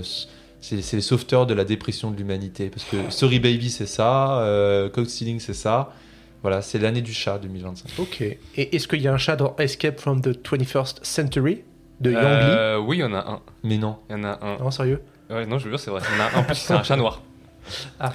Et non, mais vous êtes raciste ou quoi là? Pourquoi vous. Les problèmes. Non, ça m'aurait. Carrément. Sinon, oui, Escape from the 21st Century est un film. Alors, je sais pas s'il est chinois ou hongkongais. Chinois, ok. C'est un film de Yang Lee. Donc, ça relate l'histoire de 3 protagonistes qui, lorsqu'ils éternuent, passent de 1999 à eux 20 ans après. Mais c'est un film concept du coup. Oui, mais... Oh my god, c'est vrai, parce qu'on aurait vraiment pu le mettre dans les films concept, j'aurais pu vraiment en parler. Et ce qui est cool, c'est que le film, il est trop bien en fait. C'est une bouffée d'air frais pur. j'ai entendu que du bien. C'est un film, je vous jure, quand j'étais sorti de la salle, j'étais en mode putain, mais genre, c'est jubilatoire. Genre, en fait, c'est un film qui a une idée visuelle à la seconde. Mais vraiment à la seconde. Tu sais pas vraiment quelle idée visuelle il y aura après. Et vraiment, genre, c'est un film qui tente plein de trucs. Il y a des scènes, il y a beaucoup de scènes de combat dans le film. Il y a des scènes vraiment où il mélange des scènes des dessins type genre BD ou manga. Avec des prises de vue réelles. Il y a des scènes, par exemple, il y a une scène qui m'a vraiment genre choc barre. C'était une scène où en gros les 3 personnages se bourrent la gueule et genre tout ce qu'ils ressentent est littéralement imagé. Il y a un mec par exemple qui dit putain, j'ai l'impression qu'il y a une perceuse qui rentre dans mon crâne. Il y a vraiment une image de lui qui est dessinée où genre il y a une perceuse qui rentre dans son crâne. Puis après il se transforme en somnifère. Il y a son pote qui le boit. Enfin vraiment c'est totalement c'est innovant de fou. Il y a plein d'idées et tout. Et c'est un film qui est très nerveux dans sa mise en scène, qui est très nerveux dans son montage, qui m'a beaucoup d'ailleurs fait penser à Time and Tide de Tsuyark. Je l'ai vu il y a pas longtemps. Qui est Bah c'est bien. Qui est très, et du coup, je pense que si t'as kiffé Time and Tide, tu vas vraiment kiffer ce film-là. Et c'est un film qui est aussi qui est très cartoonesque entre guillemets, mais qui est très premier degré, qui fait un peu aussi beaucoup penser aussi au film de Stephen Chow. Stephen Chow, ça. Attends, il a fait quoi déjà, Stephen Chow? Crazy Kung Fu. Ah ouais. Et Okay. c'est lui aussi qui a fait Shaolin Soccer. Bah je crois bien. Hein. Ouais. Mais vraiment, il y a un côté très cartoonesque, mais très premier degré. Et le film dure 1h30, mais t'as vraiment l'impression que le film dure 2 heures. Mais c'est pas un défaut quand je dis ça, parce que genre le film passe tellement. Enfin, le film est tellement nerveux dans son montage que voilà, genre une séquence dure 3 secondes, genre un plan dure 3 secondes. Et t'enchaînes genre 40 millions de plans de 3 secondes pendant 1h30. Et voilà, donc c'est un film incroyable, c'est une bouffée d'air frais, c'est peut-être un des films les plus innovants de la décennie actuellement. Et voilà, donc si vous voulez voir un film vraiment sans prise de tête et vraiment très bien fait, très bien, enfin qui est formel, purement formel, bah, n'hésitez pas à voir ce film. C'est marrant parce que du coup on a parlé de plein de films concept même dans les rattrapages, à part Jérémy et moi, d'un réal qui fait que des films concept. C'est vrai. C'est vrai, non? Parce que Requiem for a Dream, j'ai pensé à ça quand tu parlais de plein de plans qui s'enchaînent, c'était en soi un film concept. Moi en soi j'ai fait un rattrapage aussi, mais je peux le dire en une phrase. Dis. J'ai vu en première ligne et un film suisse où vous suivez une aide-soignante qui, il y a un manque de personnel dans l'hôpital et elle passe une nuit à galérer, à aider tout le monde. Et elle est jouée par Léonie Bénèche qui avait déjà joué dans La Salle des Profs. Et incroyable, mais c'est du Léonie Bénèche en fait. Et dans Babylone Berlin aussi. Voilà, La exact. série. Et du coup, j'ai vraiment retrouvé cette actrice comme dans La Salle des Profs, une personne stressée qui est en proie à plein de mésaventures. Et c'est très bien. C'est beaucoup de plans longs aussi pour vraiment signifier qu'elle se retrouve seule à vraiment juste enchaîner mes différentes tâches et que c'est impossible. Et donc, je vous le conseille, c'est vraiment bien. Voilà. Ok. Je pense qu'on a tous su à un moment que c'était le même créateur que La Salle des Profs. On a vu la même actrice, le même type d'affiche. C'est pas le même réel, non? C'est pas le même réel. Je sais bien en plus. Ok. Bon, je peux faire mon jeu ou pas, les gars? Ça va? Parce que moi j'ai peur niveau timing, mais non, ça va? Non, c'est pas ça. Parce que en plus le jeu il est trop bien, les gars.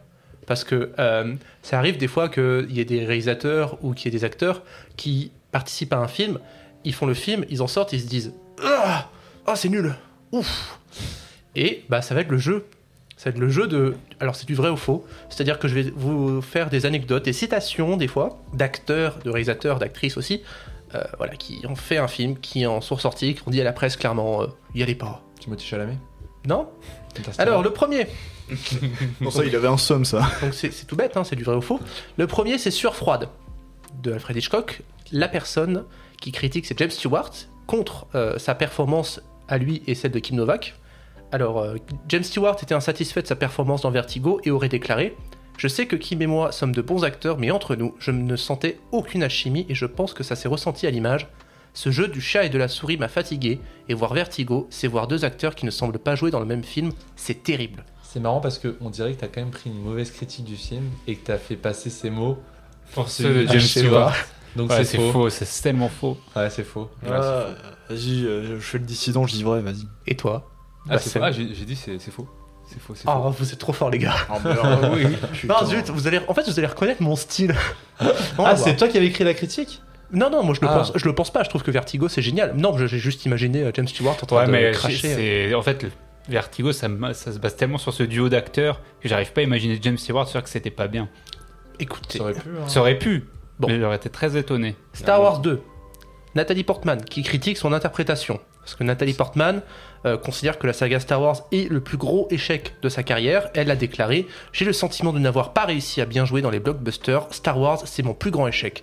Plein d'acteurs arrivent à faire des choses fantastiques dans ce type de film. Moi, je cherche. » C'est faux parce que son plus gros échec, c'est Thor 4. Hein, donc, Alors, Après, à cette époque-là, elle avait enchaîné plein de blockbusters. Est-ce que peut-être qu'elle s'est mis une espèce de pression et qu'elle voulait être... Moi, c'est vrai que j'ai un peu oublié Padmé dans... mais plus sérieusement, je pense que c'est vrai, pense ça. Ah ouais? Oui, parce que là, la manière dont c'est dit, c'est surtout elle qui dit qu'elle a pas réussi et qu'elle est pas adaptée à ça, tu vois. Enfin, la manière dont c'est dit me paraît plus personnelle, donc je dirais vrai. Moi, je dirais vrai. Hein. c'est vrai parce que je connais l'information. Oh, vous êtes trop fort. Ok, bon. Vous allez pas me battre à ce jeu, les gars, je vais gagner. Ok, Le Parrain. Al Pacino critique Marlon Brando. Le courant n'est pas passé du tout entre Pacino et Brando, si bien qu'il a fallu les séparer et que le nombre de scènes entre deux a été réduit. C'est faux, parce que carrément, c'est l'inverse. C'est l'inverse, justement, il était très gêné de jouer avec Marlon Brando, il se sentait... Non, toi, tu confonds avec Jack Nicholson. Avec Jack Nicholson. Ah, mais je pense... Non, il l'a... Pacino n'aurait pas supporté les remarques mesquines de Brando, qui était alors une légende contre un jeune et inexpérimenté acteur, là au bon endroit, au bon moment. Je pense qu'il a quand même reçu... Al Pacino s'est un peu fait défoncer par... Je reste sur le faux. Moi, je pense que c'est faux. Je pense que je sais que de réputation, Marlon Brando, c'était quelqu'un qui Très dur. cassait les couilles pendant le tournage. Ouais. Carrément, il avait fait chier Coppola pour Apocalypse Now. Mais je pense que c'est faux. Tu peux redire, excuse-moi, tu peux reprendre juste le début, tout début. Le courant n'est pas passé du tout entre Pacino et Brando, si bien qu'il a fallu les séparer et que le nombre de scènes entre deux a été réduite. C'est vrai. Moi, je pense en plus, genre, carrément, ça veut dire qu'ils se sont battus pendant le tournage. Moi, je pense pas, que Al Pacino, c'est vraiment... Lui, il était prêt à coopérer, mais il s'est fait maltraiter par Brando et il a très mal vécu le tournage. Donc c'est vrai. Je pense pas. Tu te trompes, Fred. Voilà. Tu te trompes. Je t'ai eu. Star Wars 5. George Lucas critique le film. Pourquoi ? Parce qu'à l'époque, George Lucas considéra l'Empire contre-attaque comme étant le pire film Star Wars. Mais attends, Alors là, il y en avait deux. Mais oui, c'est ça. Attends, Alors là, c'est le comble. Non, je pense pas. s'il a vraiment dit ça, il est débile. Excuse-moi, hein, George, hein, mais Bah non, il aime bien ça. moi je pense que c'est faux. Bah oui, c'est- Ouais, faux, mais ça Je suis pas pourrait fan être de vrai. Star Wars. C'est considéré... Le 5 est considéré comme. Après, c'est le pas meilleur. lui qui l'a C'est comme le réalisé. C'est meilleur. pas lui qui l'avait réalisé. Ouais, C'est pour ça le justement. gars bah du voilà. gars s'il dit ça quoi. Attends, il a dit vraiment je. C'est le pire. Mais au moment de sa sortie, du coup. Oui. Au moment Ah de sa ouais, sortie c'est son où il y en avait bébé, que quoi. 2. C'est son bébé, donc c'est bizarre de. Et en même temps. Ouais, je vais dire faux, mais ça pourrait être vrai, mais je vais dire faux. Il a touché au scénar du 5, je sais plus. Je crois Ah qu'il oui, touche au il a scénar écrit, du il a- cinq, il a écrit. il a Ah, pas les réalisé. trois. Ah oui, trois, bah, c'est donc, faux, c'est faux. Ah Donc oui, c'est non, faux. C'est sûr que c'est faux. C'est sûr. vrai. C'est vrai. Ah donc Mais- quoi Non. C'est vrai. Non, George Lucas, il a vraiment dit c'est nul. Ah bah il est con lui. Hein. Ah, je le dis de toute façon, genre Lucas il a. Et le Il 6 a- est réalisé par George Lucas. Non, Non, c'est Richard Marquand. Ouais. Voilà. Un Français. Hmm. Mais oui. Et d'ailleurs anecdote, ça devait être Ridley Scott qui devait réaliser Star Wars 6. Mais ils ont Il y proposé avait à David Lynch. aussi. Aussi c'est vrai. Non, mais Lucas a tout écrit par contre. Hein. Indiana Jones 2, critiqué par Steven Spielberg, qui n'aime pas le côté violent du film. Parce que lors du tournage, Spielberg ne se rendait pas compte que le film était très violent. Selon lui, la seule chose positive qu'il en retenait, c'est le fait d'avoir pu rencontrer Kate Capshaw, qui est devenue sa femme. C'est pas si violent que ça, le 2. C'était Alors- la scène de sacrifice. Sache que pour ton information, c'est ce film-là avec je sais plus. Je crois. PG-13. Ouais, Ah, quel avec autre un film autre film, Gremlins, je crois, qui ont fait créer la classification PG-13 aux États-Unis. Ah. Oh, le regard de Fred, genre, ah, eh ouais. Attends, on est en train de parler du mec qui a fait la liste de Schindler et est en train de me sortir qu'Indiana Jones 2 c'est violent. Ah, c'est pas la même époque. Ouais, Après c'est pas les mêmes enjeux non plus. Voilà. ouais, c'est vrai, mais. Le mec, il a fait les dents de la mer avant. Hein. Ouais, non, c'est faux, je suis désolé, mais c'est pas C'est pas faux. logique. Je suis Julien. Je dis vrai. c'est- Je dis vrai. Faux. C'était vrai, les gars. Ouais. Putain. Spielberg, il s'attendait pas à ce que les gens disent, mais Indiana Jones, c'est vachement violent. Il a En fait, il rematé a le juste film. retourné sa veste, quoi. Il était content, puis tout le monde lui a dit que c'était violent. Ouais, il a rematé le film et il s'est dit, ah ouais, c'est chaud Je en sais pas, vrai. j'ai pas de souvenir que pour les avoir vus quand j'étais jeune, j'ai pas le souvenir qu'il soit si violent que ça, le 2. Après, c'est pas le même par public, rapport au c'est peut-être 1. peut-être destiné plus aux enfants. Excuse-moi, la fin du 1, le visage du mec qui fond. Ouais, c'est vrai. C'est pour ça que je suis. Bon, je suis dubitatif.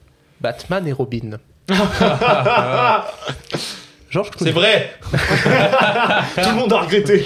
Les journalistes disaient à l'époque de Batman et Robin que j'étais le pire acteur de l'histoire. Ils avaient raison. Bah, il a eu du mal, lui, à s'insérer dans le cinéma. On a eu tout un cours dessus, rappelle-toi, sur Ouais. George Clooney, qu'en gros, il existait en série, et son but était de rentrer dans le cinéma, et c'était très dur, donc je dirais vrai. Ouais, vrai. Il Vrai. tournait en parallèle urgence dans mon souvenir au moment de Batman et Robin. Je sais plus, mais je sais qu'en tout cas, dans le cinéma, il avait vraiment eu du mal à rentrer, tu vois. Ça met. Ouais. En vrai, je pense que c'est le cas parce que c'est vrai qu'il y a beaucoup d'acteurs de séries qui font que des séries. Bah, qui c'est leur font but des films mineurs. de faire du cinéma, mais la plupart ne réussissent pas, Ouais. tu vois. Non, mais Moi, je pense que c'est vrai. Moi, je pense Ça, que c'est vrai. hein. je pense que c'est vrai, c'est tellement. C'est 100% vrai. Non mais tout le monde s'est excusé. Hein. Schumacher, il a dit je suis désolé. Voilà, tu vois. The Dark Knight Rises. Hmm. Qui critique Dark Knight Rises? Marion Cotillard. Guillaume Canet. Ah bah oui, du coup. Guillaume Canet n'a pas aimé que les gens se moquent de la mort de Marion Cotillard, qui était à l'époque sa femme, et disait à qui voulait l'entendre que Nolan ne sait pas diriger ses acteurs. Oh, je pense qu'il a dû dire ça. Il a dit Son t'as fait un chose, bon c'est gros. Ça, saut. en vrai, ça sent C'est le vrai. piège tellement c'est vraisemblable, mais je vais quand même dire vrai. Moi, je veux dire faux. Moi je dirais vrai. 100% vrai. Il a aucune honte, le mec, franchement. Canet, T'as fait lui. T'as fait lui, putain. Canet, il avait mauvaise, hein. Critique pas la femme de Canet, hein. Son ex-femme. Son ex-femme maintenant. Ouais. oui. Ils sont plus ensemble Ouais. Depuis quand Depuis, je sais pas, 2 mois, 3 Ils mois. restent bons amis. 2-3 ans. Alors, Pulp Fiction. Bruce Willis critique Quentin Tarantino. Oui, c'est vrai. Le courant n'est pas du tout passé entre Willis et Tarantino. Willis trouvant que Tarantino parlait beaucoup trop et qu'il lui aurait bien foutu un coup de boule. Alors ça, je sais pas si je lui ferai un coup de boule, mais il a jamais voulu retourner avec Tarantino C'est après, sûr. donc pour moi, c'est vrai. Bon, allez, on va dire. Allez, ouais, je Allez, pense parce on que. suit tous Julien. Non, c'est faux, j'ai créé ça. Ah merde. Putain. Bon, par contre, c'est vraiment pas passé. Pour le coup, le courant est vraiment pas passé parce Ok. qu'il a jamais voulu retourner ensemble. Pour le coup de Ça boule, veut rien Non, dire mais après, hein. non Des fois, quand j'invente des histoires, peut-être qu'il y a un semblant Bah, de... Mais par tape contre, un il y peu dans le a vrai. un acteur avec lequel Tarantino veut absolument tourner, il a toujours pas réussi à le faire, c'est Stallone. Hein. Blade Runner. Qui critique Blade Runner? Ridley Ouais. Scott. Ok. Ah, j'allais dire Harrison Ford. c'est toi l'expert. Bassem. Ridley Scott aurait déclaré qu'il ne comprenait pas l'engouement autour de Blade Runner et qu'il le considérait comme un de ses films mineurs. Je cite: la plupart des gens viennent me dire « Ouah, j'ai adoré Alien, Thelma et Louise et surtout Blade Runner. La vérité, c'est que je suis assez fier d'Alien, mais j'ai toujours été assez déçu de Blade Runner. Je crois surtout que ça vient des studios. Je n'ai jamais eu l'impression que c'était mon film. » Bah oui, ça, j'allais dire, ça dépend de quand il l'a dit. Est-ce qu'il l'a dit avant d'avoir son Final Cut ou pas, tu vois? Parce qu'il s'est battu pour son Final Cut quand même. Hein. Alors moi je pense que je suis pas d'accord parce que je sais que Scott il a toujours été en mode vous comprendrez plus tard, que ce soit pour Blade Runner, pour Cartel, pour ses films aussi, Prometheus, etc. Pour Gladiator 2. Qui est un chef-d'œuvre, je le répète, c'est un chef-d'œuvre. Gladiator 2, ça arrivera pas en 2060. Et je sais que il a en plus carrément quand il a fait une interview pour Letterboxd, il l'avait mis dans son top 4 Letterboxd. Ah, je pense que c'est faux. Moi je pense que c'est vrai. Je pense que c'est faux, pardon. Je pense que c'est faux parce que je pense que Ridley Scott a une très haute estime de lui-même. Vrai. T'es tombé dans mon piège, Fred. Non. Je t'ai fait un clin d'œil quand tout le monde a dit faux. Et tu t'es dit, il me donne la réponse. Putain. Ah, il m'en reste 2. Alors, Freddy, les Griffes de la Nuit, version 2010. Ah oui. Qui critique le film? Rooney Mara. Rooney Mara aurait senti dès la fin de son casting que ça sentait pas bon, mais elle a quand même été prise et aurait dit merde, je vais jouer dans ça moi. Je pense que c'est vrai. Mais attends, en parallèle, je crois qu'elle fait The Girl with the Dragon Tattoo de Fincher. Donc peut-être elle se dit putain, le seum, je vais taffer avec Fincher, mais en parallèle je fais ça quoi. Bah moi je me rappelle du film, je crois que c'était pas non plus un ratage. Moi je l'aime bien, mais tout le monde dit que c'est nul. Ah ok, moi je me rappelle, j'avais un bon souvenir aussi. Tu bah vois, oui. donc, Le développement sur Freddy est pas inintéressant. Hein. Non, moi c'est un film, je dois peut-être le regarder tous les 4-5 ans, histoire d'être sûr de mon avis. À chaque fois je regarde, je fais bah non, ça va. C'est cool. Mais Ouais, du coup, Je Rooney dirais Mara, faux, ça me paraît trop gros comme faux. anecdote. Moi je pense que c'est vrai. Je pense que c'est vrai aussi. C'est vrai. c'est vrai. Yes. J'ai changé. Et c'est la dernière. Bon, là c'est un film bien ancien, autant en emporte le vent. Qui critique ce film? C'est David Selznick lui-même, non Clark Gable. Ah bah. Parce que Clark Gable trouvait que son rôle était pour les femmelettes et aurait menacé de quitter le plateau quand il devait faire semblant de pleurer. Oh, je C'est pense bien que lui. oui. Je pense que j'imagine tellement En plus, il est comme ça. Je crois que j'en ai entendu parler en plus de cette histoire-là, donc je pense qu'il y a moyen que ce soit vrai. Si c'est faux, mec. Je connais vraiment pas toutes les histoires autour dans Autant porte le vent, donc je vais suivre, je vais dire vrai, mais... Vous êtes tous bons les gars. C'est vrai. Oui, c'était vrai. Putain, c'est chaud. Clark Gable, c'était chaud. Et il a pleuré du coup? Je me souviens pas de lui pleurer dans le film. Il y a une scène où Ah oui, à la fin là. Ouais. C'est... Quand il y a leur fille qui... Ouais, je crois bien. Bah voilà. Et moi j'ai adoré faire ce jeu les gars. Ça vous a plu? Oui. Ben, sachez qu'il y a énormément d'anecdotes comme ça, donc je pourrais en faire plein d'autres. Plein d'éditions. C'est pas comme les refus d'acteurs, tu vois, où j'ai un petit peu fait le tour, ou les castings for Camonox. Là, pour le coup, c'est un peu une mine d'or. Je pourrais en faire un peu plus souvent. On va finir avec le Joker. Alors, j'avais galéré à trouver le Joker, et j'ai 2 trucs, mais genre, ils sont similaires, et vous allez en choisir un. Ok. C'est toujours autour des films concept. En fait, soit le premier, c'est une question, c'est quel est le film concept que vous souhaitez voir au cinéma qui n'a pas encore été fait, ou sinon un petit jeu genre venez on crée un film concept. Bah, c'est la même chose. Ça revient au même, sauf qu'il y en a un fait en commun. Ouais, voilà, plus ludique. C'est plus ludique en commun. Ouais. C'est plus drôle. Ok. Bah, on commence avec un truc, après on fait d'autres trucs en dessous. Bah, les gars ont parlé du fait que Edict 8 ça ressemblait beaucoup au Backroom, l'esthétique Backroom, et que quand tu en plus Owen tu viens de terminer un bouquin qui est genre oui, le papa des Backrooms. La maison donc des feuilles. Je me dis si on devait faire un film concept sur les Backrooms, il y aurait tellement de choses à faire et tellement de trucs à pas trop faire, genre pas trop esthétiser justement, parce que pour moi les Backrooms c'est une esthétique très du vide et qui justement est très lent, qui est pas dynamique en fait. En fait on va essayer de pré-shot le film de Ken Pixel en fait. Exactement. Genre, en plus il y a pas je sais pas, A24 qui va faire un projet. Si justement, ouais.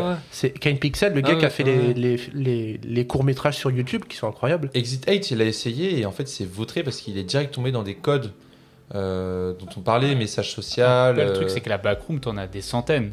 Exit 8, il a qu'un seul lieu. Donc, si tu fais un truc sur les backrooms, t'as plusieurs lieux à exploiter. Donc, mais ce qui peut être intéressant, c'est de te dire que chaque salle, chaque backroom, pourrait avoir une mise en scène, une esthétique différente. Un peu comme dans le Spider-Man 2, c'est Into, ce Spider-Verse. La cross de Spider-Verse, où chaque monde parallèle avait son type de dessin, son animation propre. Donc, si vous voulez faire un film concept, moi, ce serait en fait une manière de filmer, une esthétique différente à chaque salle. Moi, j'ai une petite idée qui sort totalement de cette histoire d'espaces lumineux. C'est de cantonner le film à un style de plan.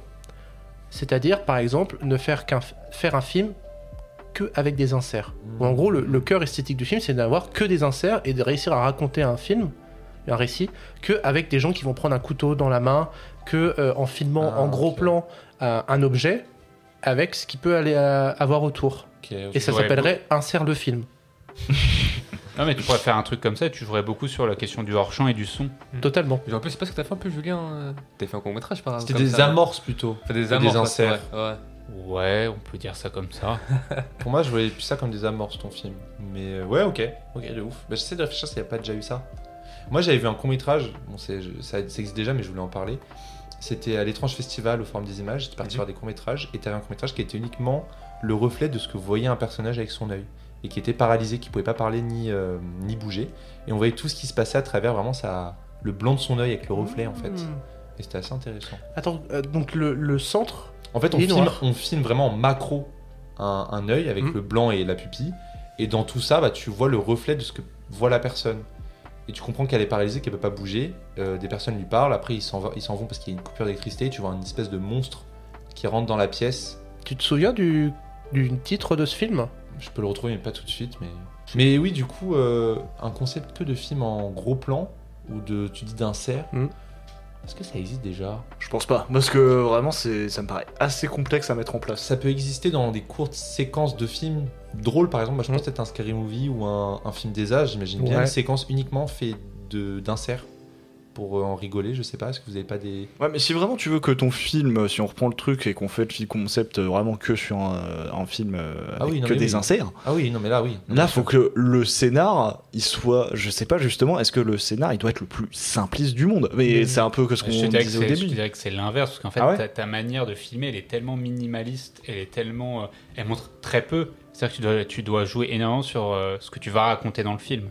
Parce que tu n'as pas énormément de possibilités. C'est-à-dire que si tu vas raconter une histoire, si tu montres qu'avec des inserts, par exemple, tu prends une cuisine, tu peux montrer qu'un couteau, une table et genre, je sais pas, juste le genou ou le visage d'un personnage. Il faut jouer beaucoup sur le hors-champ, le son. Donc, tu as intérêt à avoir un gros scénario derrière pour que ça te dise quelque chose. Après, moi, si je peux prendre un titre de comparaison, après, forcément, il y a d'autres types de plans dans ce que je vais dire, mais genre Breaking Bad et par extension Better Call Saul. Si tu regardes de plus près, c'est des séries, et surtout Better Call Saul, qui reposent énormément sur les inserts. Et en fait, Better Call Saul, c'est limite à travers les inserts comment tu montres la méthode des actes.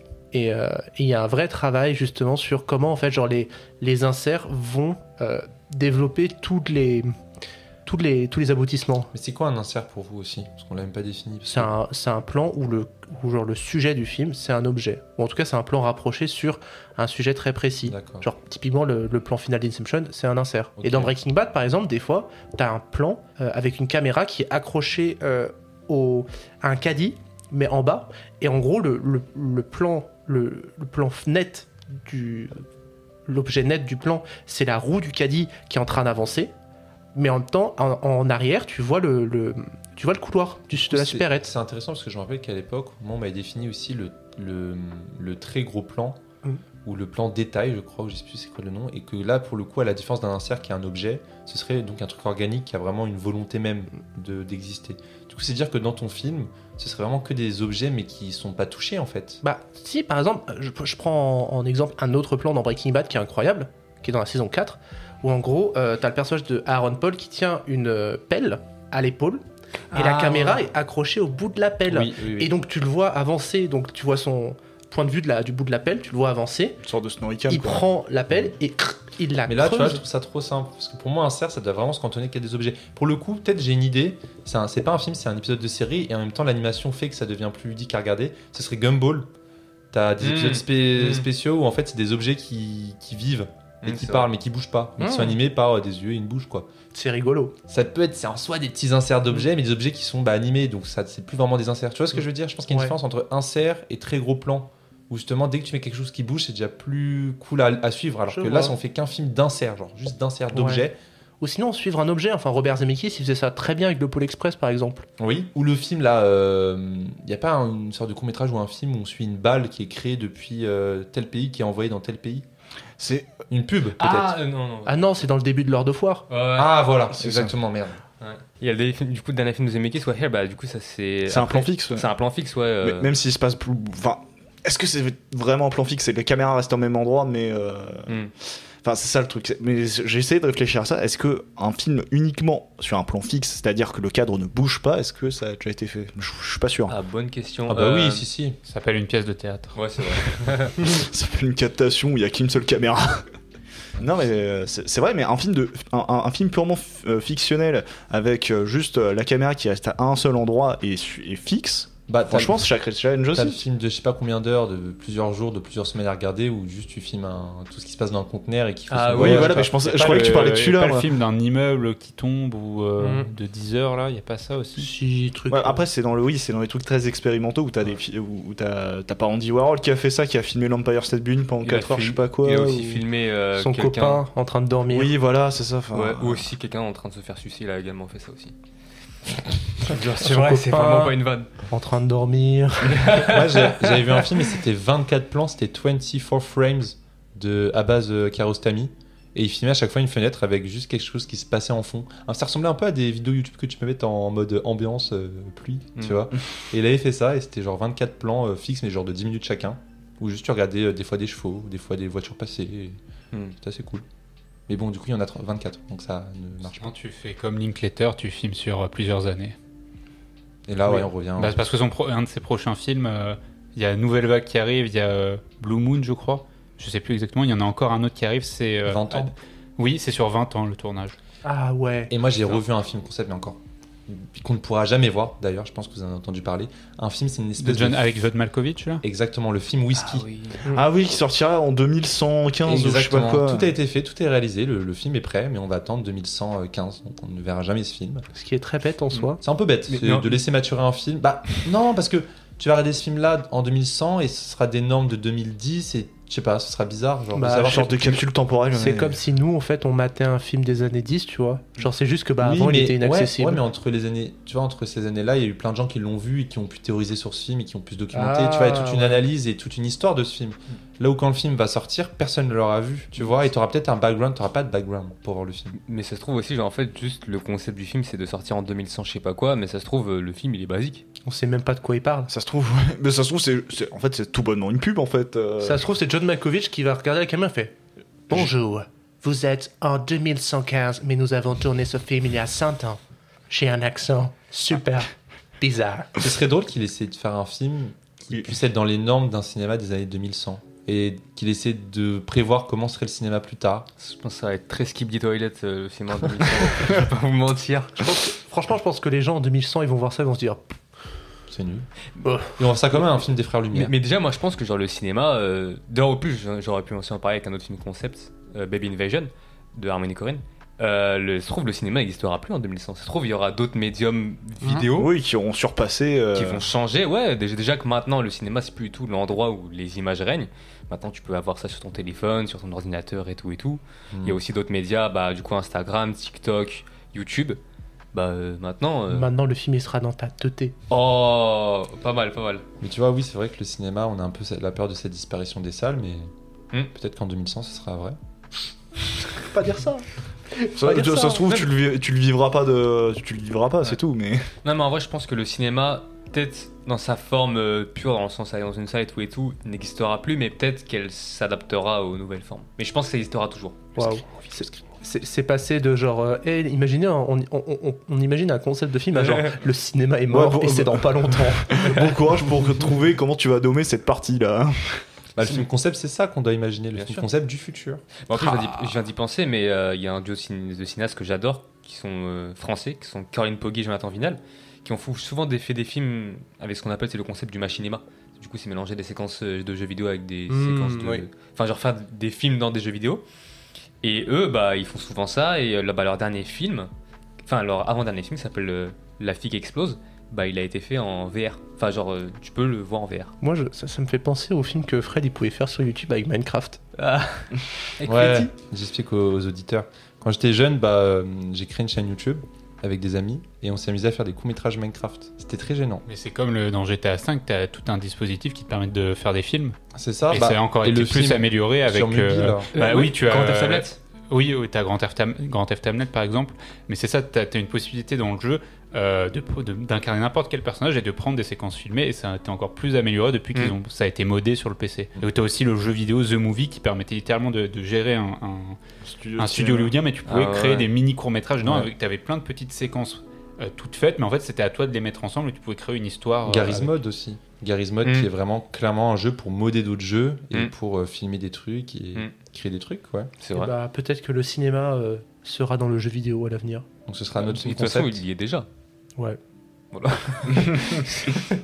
Notre film concept, c'est un jeu vidéo cinéma. On lance à chaque fois une partie, c'est toujours un nouveau film. Avec des inserts. Voilà. En VR. Qui sortira dans 100 ans. 200 ans. Ça fait beaucoup, là. On s'arrête là-dessus sur le meilleur concept de l'histoire du cinéma. Si on peut faire un épisode concept, après on enregistre un film et on prévoit la sortie pour dans 100 ans. On enregistre un épisode de DCP, on le sort dans 100 ça, ans. hein. Bah celui-là, là, on le sort pas. En fait, on le sort pas et on le sort dans 100 ans celui-là. En vrai. Ouais, non, je pense qu'on va le mettre à disposition. Ok. Il est pas mal cet épisode quand même. Ouais, il est pas mal, Pas mal. On le termine là-dessus? Allez. C'est un bon shot à boire d'un coup, pas un whisky de 100 ans, tu vois. J'essaie de trouver d'autres métaphores. Putain, d'ailleurs, en parlant de shot, excuse-moi, quand t'as parlé de Batman et Robin, si vous voulez faire un jeu à boire, Ouais. à chaque fois qu'il y a un plan débulé dans Batman et Robin, un shot, à la moitié du film, vous êtes KO, hein, coma Je éthylique. suis grave chaud. Ouais. Alors moi je suis pas très chaud de le remater là. C'est vrai quoi, C'est- on on vient attend de un le petit peu. faire. Laisse-moi le temps un peu de digérer encore là. Ou un autre film nul. Écoute, il y a Atoman en ce moment sur Prime Video. C'est vrai qu'il faut Ah qu'on oui. le regarde ce truc là. Ah oui, je vais trop le voir ce film. J'ai trop envie de Ça. le voir. À qui tu files le Joker, mon ami? Parce qu'en fait, ça fait 2 épisodes d'affilée, on oublie de le filer à quelqu'un et du coup, on trouve toujours quelqu'un en secours. Mais Ah, c'est pour ça, du coup, je l'ai eu. oui, là c'est full hasard, mec. Hein. Fou hasard. Ah, en fait, j'ai envie de le donner en fonction de. Ce sera quoi l'épisode en question? Ce sera sur quoi? Mais c'est vrai que là, j'ai un peu risque honte. d'être sur le Paul Thomas Anderson le J'ai un prochain. peu honte parce que c'est vrai qu'on Ouais. on n'a pas du tout parlé de Sirat. C'est vrai. C'est Qui vrai. est quand Peut-être même en la grosse rattrapage sur la sortie. prochaine. Peut-être en Ouais. rattrapage sur la prochaine. Tu l'as vu déjà? Non, je voulais aller le voir hier, mais je me suis trompé de film. T'as vu quel film? En fait, Bah, en laissez ça première dans les- ligne du coup. En gros, je suis allé à UGC Maillot. Et en fait, à UGC Maillot, les portes sont collées des deux salles. Genre, moi, j'allais à la salle 3. Je rentre dans le sas et je prends la porte de droite et pas la porte de gauche. Je me dis, bah, c'est pas grave, c'est la même porte pour la même salle. Et tout, je rentre dans la Les salle. 0 sur 20. Déjà, il restait 5 minutes de, il restait 5 minutes de pub. Et là, je vois qu'il y en a 20. Je fais, oh, trop bizarre. Le film commence et je vois un gros plan en mode Snorricam sur un poulet, sur un chariot. Je fais, c'est pas Sirat. Je sors de la salle, je vois que c'est Fils 2. Je fais, oh non. Il Oh était non, bien non, d'ailleurs, non. le film au moins. Oh non, j'ai eu la flemme. Fils 2. Il était bien? Non, mais je suis pas allé voir. Ah, t'as Je suis sorti et du coup, je suis allé dans une autre salle voir en première ligne. Ok. J'ai pas vu Sirat. Donc du coup, ouais, on parlera sans doute de, Une bataille après l'autre. ouais, de Oui. Paul Thomas Anderson et de Sirat. Il faudrait, je sais pas, un concept, un truc sur Paul Thomas Anderson, je sais pas. Je pense que je vais donner à Owen. Parce que la dernière fois, j'avais donné à Julien, je me suis dit, peut-être je vais redonner à lui. Mais je me suis dit, en vrai, je vais donner à Owen cette fois-ci. Moi, ça me fait plaisir. Je t'aime bien Paul Thomas Anderson. Ah, j'adore. Voilà. Qu'est-ce que j'avais dit? Après, les Jokers sont pas forcément en rapport avec Non, pas forcément. le thème de forcément. l'émission. Oui, c'est vrai, c'est vrai. Voilà. Je pense qu'il va être l'heure de conclure. Oui, On a déjà bien bifurqué. Julien a un sommeil. J'ai faim. j'ai faim aussi. Et on a aussi des shorts à aller enregistrer. C'est vrai. Et on va manger un kebab. Les amis, on va vous dire au revoir. On va aller se manger un kebab. On vous souhaite, écoutez, une bonne soirée. Vous pouvez toujours nous retrouver sur Instagram, sur TikTok. On est disponible sur toutes les applications de streaming et sur YouTube. Mangez bien. Salut. Bon app. Salut. Salut. Salut, salut.